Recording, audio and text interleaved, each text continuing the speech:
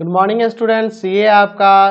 Part 8 video इस chapter का। Part 8 video में एक्सरसाइज 9.1 पे है और क्वेश्चन नंबर है 22। कह रहा है के का मान निकालें ताकि निम्नलिखित फलन दिए हुए बिंदु पर संतत हो। तो पहला क्वेश्चन दिया है एफ एक्स बराबर के एक्स प्लस 1 कब, जब एक्स का वैल्यू 5 से छोटा हो या 5 के बराबर हो, और एफ एक्स बराबर 3x माइनस 5 हो जाता है जब एक्स का वैल्यू 5 से ग्रेटर हो। तो एक्स बराबर 5 पर यह संतत दिया है, कह रहा ना क्वेश्चन में कि दिए हुए बिंदु पर संतत है, यानी कि एक्स बराबर 5 पर यह फंक्शन संतत हो रहा है। तो संतत हो रहा है तो हमें के का मान यहाँ निकालना है। चलिए तो लिखते हैं एट एक्स इक्वल टू 5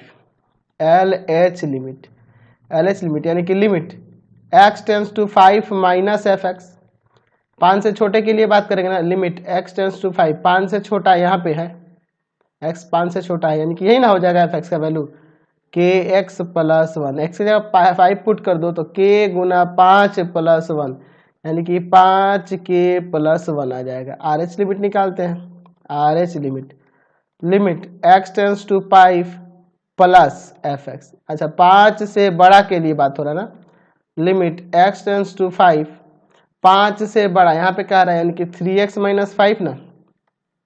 चलिए रख देते हैं 3 गुना 5 माइनस 5, तो 5 दिए 15 में से 5 घटा देंगे 10 आ जाएगा। चलिए चूंकि आपके क्वेश्चन में कह रहा है कि एफ एक्स जो है